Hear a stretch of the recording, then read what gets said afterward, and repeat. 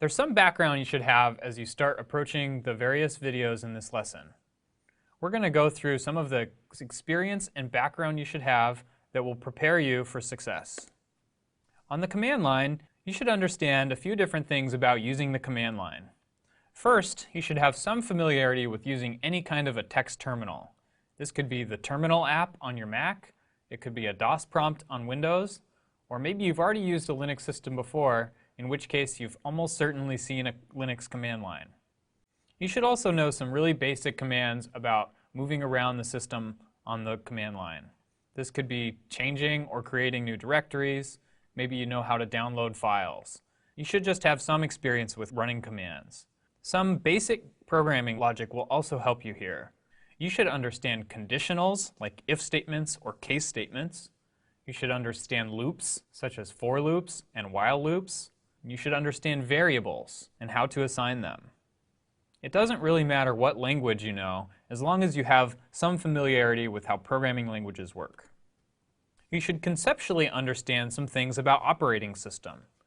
You should understand what a kernel is and what its role is in managing CPU, memory, and input-output devices. You should know that the kernel is responsible for handling device drivers as the interface between the user and the hardware. You should understand that the kernel has a scheduler that allows processes to have a certain amount of CPU time. You should understand that the kernel also assigns memory to processes as they start up and stop on the system.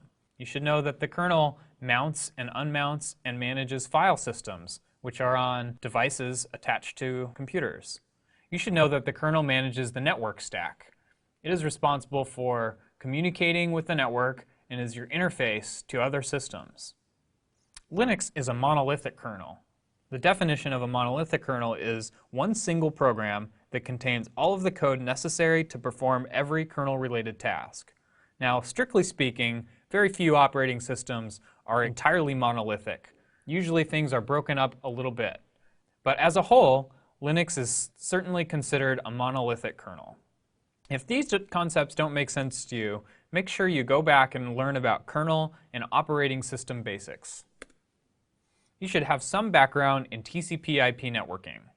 You should know what protocols are part of the IP protocol suite, such as IP, TCP, UDP, and ICMP. You should understand some terms associated with those protocols. You should understand what dotted quad notation is. When you read an IP address such as 10.0.0.1, you should know what that means. You should understand the CIDR network notation format. You might also need to know what a subnet is and what a route is and how that is important on a Linux system. You should understand at a high level what the purpose of DNS is.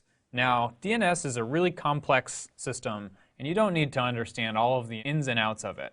But you should understand some basics, such as what a hostname is, what a DNS record is, what a DNS server's purpose is, and what a reverse DNS lookup is.